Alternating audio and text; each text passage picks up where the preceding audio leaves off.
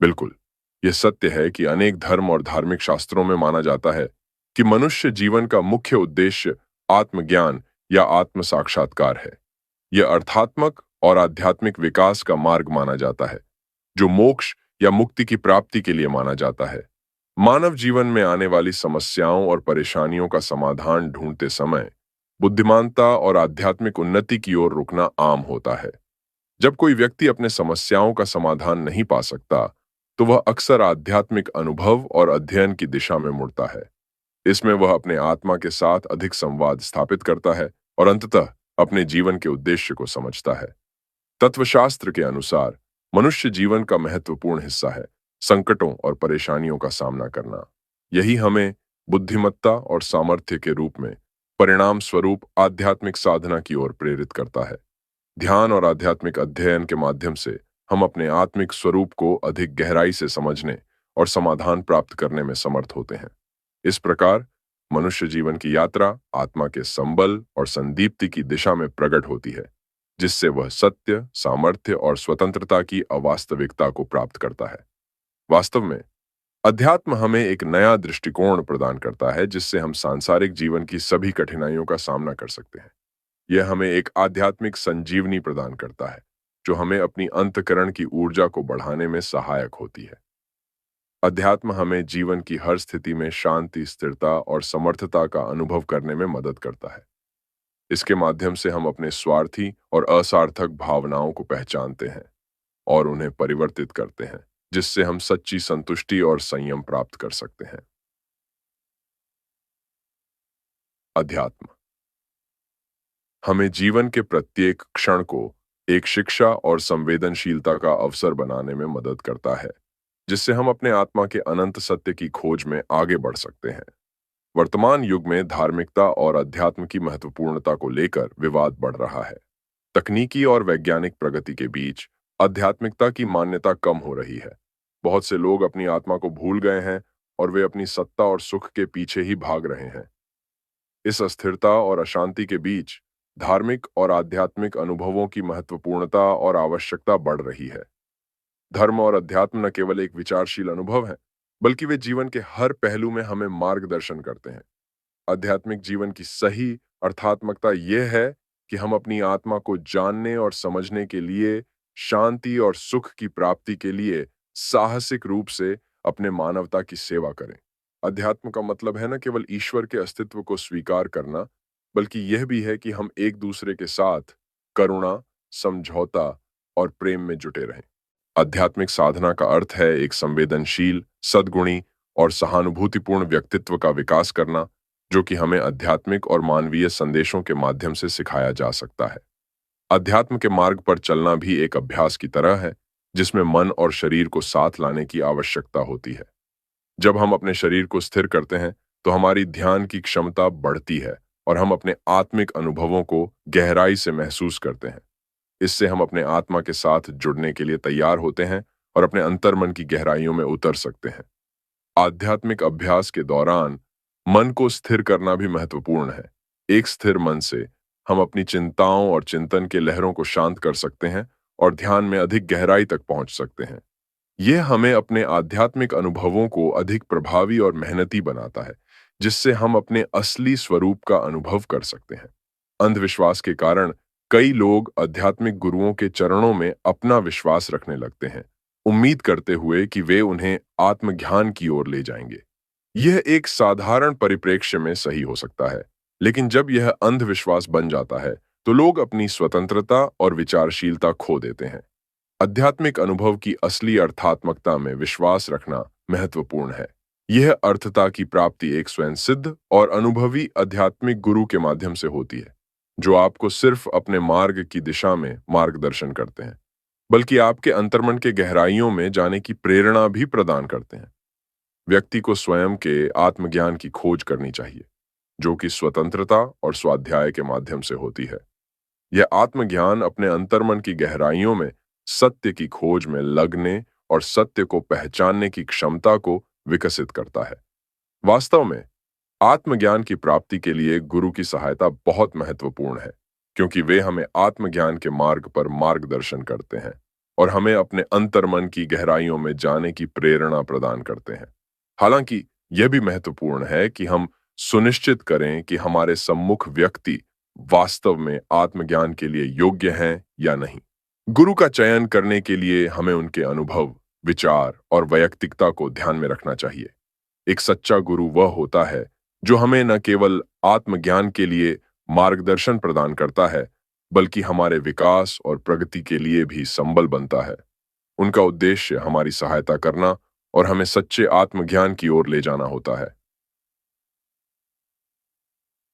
अध्यात्म जगत में वास्तव में विविधता की भरमार है, और यही कारण है कि सही गुरु का चयन करना एक महत्वपूर्ण और विचारशील प्रक्रिया है।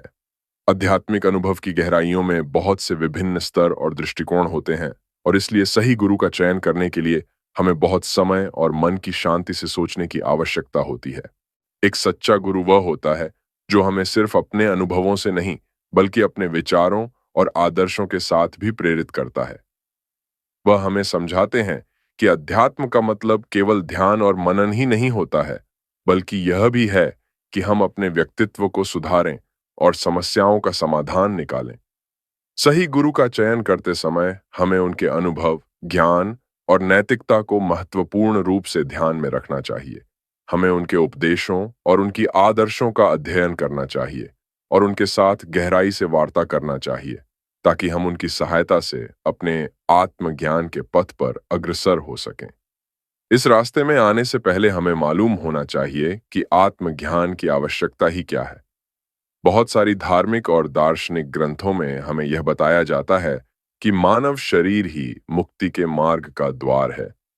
यह उसके अंदर छिपे आकाश तत्व का स्रोत है, जो कि उसके आत्मा की उत्थान के लिए जरूरी है।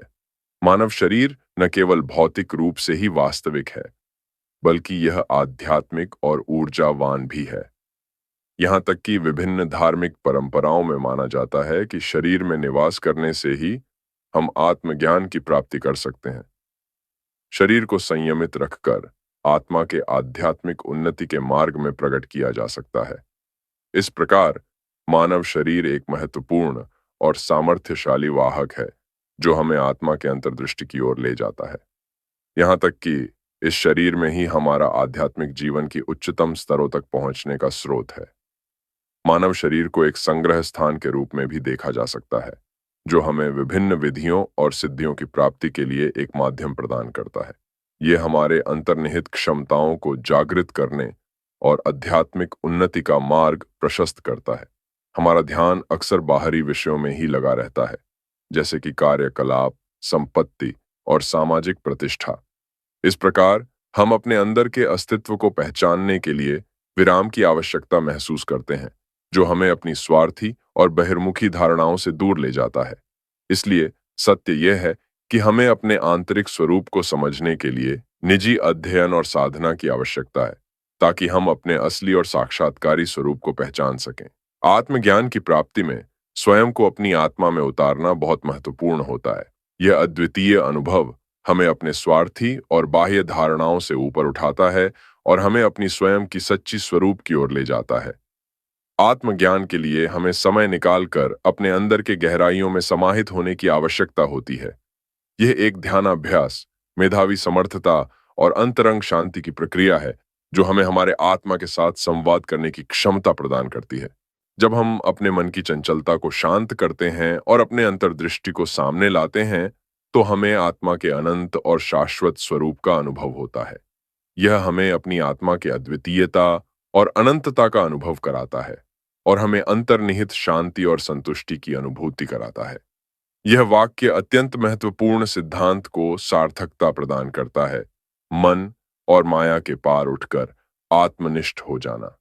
इससे तब हम पूर्ण मुक्ति को प्राप्त कर सकते हैं, जब हम अपने आत्मा की परिपूर्णता में प्रवेश करते हैं।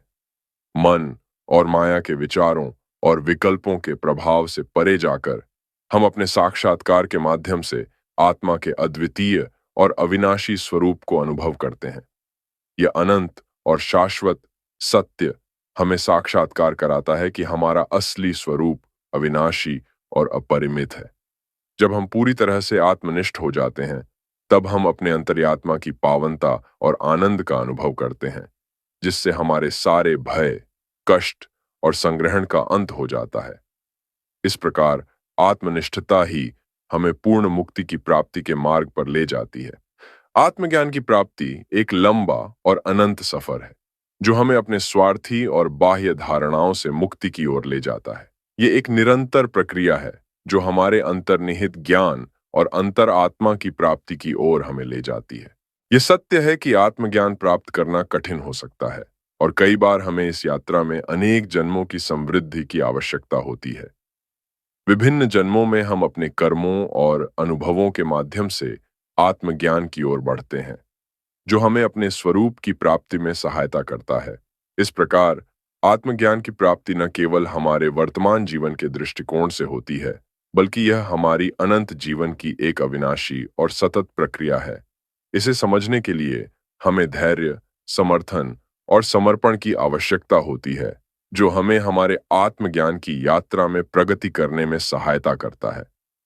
आपके प्रयास कभी भी विफल नहीं होते, बल्कि वे आपके कर्माशय में संचित होते हैं, और जन्म जन्मांतर तक आपके कर्म और भाग्य आपके कर्माशय के अनुसार चलते रहते हैं।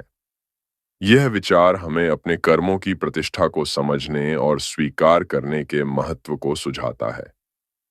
आत्मज्ञान की यात्रा में हमें अपने कर्मों के प्रभाव को समझने की आवश्यकता होती है और उन्हें सही दिशा में प्रयोग करने का प्रयास करना होता है। हमारे कर्म हमारे भविष्य को निर्मित करते हैं और हमें आत्मज्ञान की ओर ले जाते हैं, जो हमें स्वतंत्रता और संयम के माध्यम से अधिक सही दिशा में ले जाते हैं। इस प्रकार हमारे कर्म हमारे आत्मज्ञान के मार्ग में महत्वपूर्ण भूमिका निभाते हैं और हमें हमारे अंतर्निहित स्वभाव की पहचान में सहायता करते हैं। आत्मज्ञान की अनुभूति के लिए हमें सबसे पहले अपने शरीर को शुद्ध और सात्विक बनाने की आवश्यकता होती है। शाकाहार इस प्रक्रिया में एक महत्वपूर्ण भूमिका निभाता है, जो हमें स्वास्थ्यवर्धक और प्राकृतिक आहार की ओर प्रोत्साहित करता है। यह हमें शारीरिक और मानसिक स्वास्थ्य की देखभाल करने में मदद करता है और हमें शारीरिक क्षमता और ऊर्जा की उत्पत्ति में सहायता प्रदान करता है। वाणी की शुद्धता भी आत्मज्ञान के मार्ग में महत्वपूर्ण है। यहाँ शुद्ध वाणी का मतलब है कि हम अपने वचनों और क्रियाओं से दूसरों को किसी भी प्रकार का दुख नहीं पहुंचाते हैं। हमें अपनी बोली और व्यवहार में संज्ञानशीलता और सहजता बनाए रखना चाहिए, ताकि हम अपने विचारों और भावनाओं को सही ढंग से व्यक्त कर सकें और दूसरों के साथ सामंजस्य बनाए रखें। हठ योग एक प्राचीन योग प्रणाली है, जो शारीरिक, मानसिक और आध्यात्मिक विकास के लिए प्रयोग किया जाता है।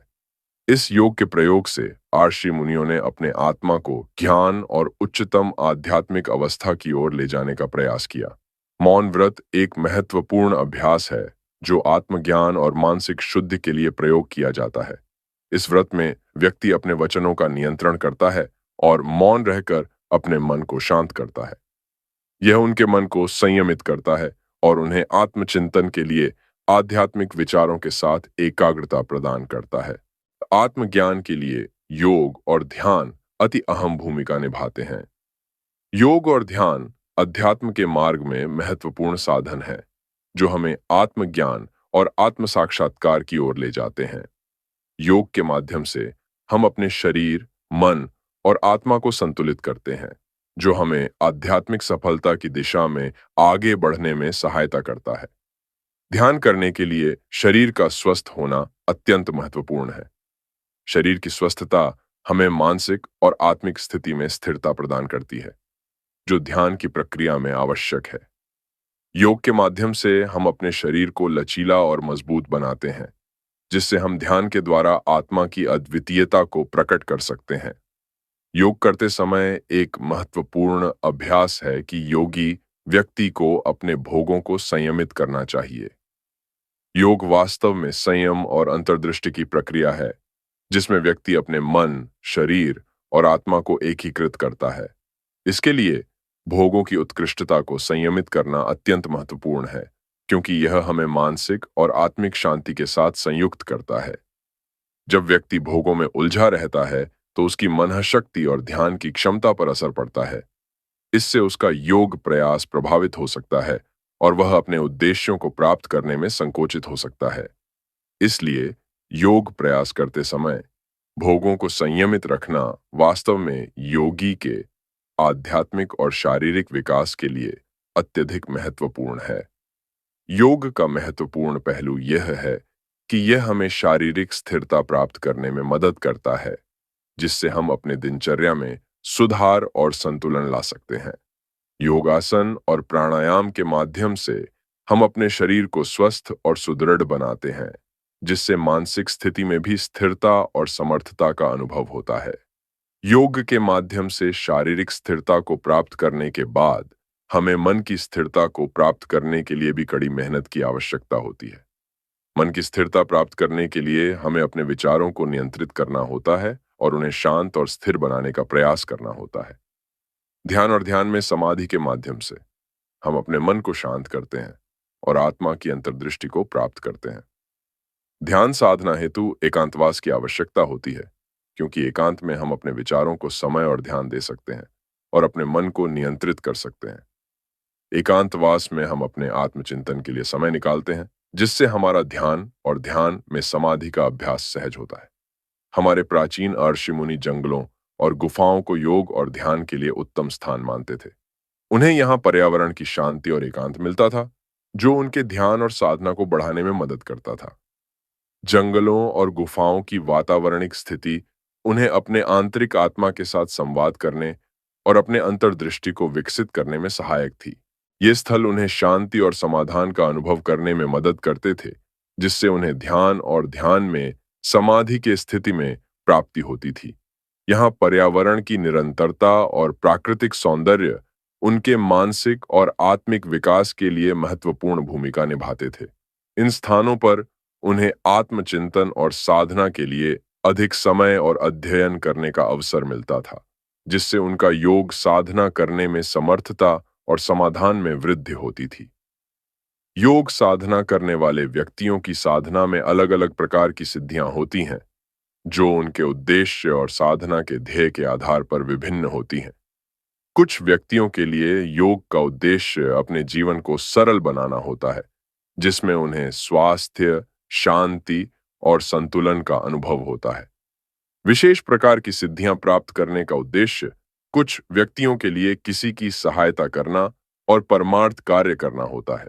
इन व्यक्तियों के लिए योग का उद्देश्य अपनी आत्मा की ऊंचाई में जाना और संपूर्णता का अनुभव करना होता है।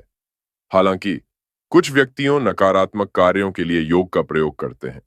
इसमें उन्हें अपने अंतर्दृष्टि और शक्तियों का दुरुपयोग करने की प्रेरणा होती है, जिससे उन्हें अन्य व्यक्तियों को हानि पहुंचाने की क्षमता मिलती है। आगे बढ़ने से पहले यह ध्यान दिलाता है कि हमारी आत्मा एक अद्वितीय उपलब्धि का स्रोत है, जो केवल ईश्वर या परमात्मा से ही मिल सकती है। इसका अर्थ है कि हमें अपने आध्यात्मिक सफर में अपनी आत्मा की खोज करना और ईश्वर की अनुभूति के लिए प्रयास करना चाहिए। यहाँ अग्नि और जल का उदाहरण उत्कृष्ट है, जो हमें आत्मा के अद्वितीय आध्यात्मिक स्वरूप को समझने में मदद करता है। इस उपमान में आत्मा की प्राप्ति के लिए हमें ईश्वर की ओर दिशा प्रदान करता है, जिसमें हम अपनी अंतर्दृष्टि और आत्मसमर्पण के माध्यम से एकीकृत होते हैं। इस प्रकार आत्मा का स्रोत खोजना हमें ईश्वर के प्रति भक्ति और समर्पण में ले जाता है।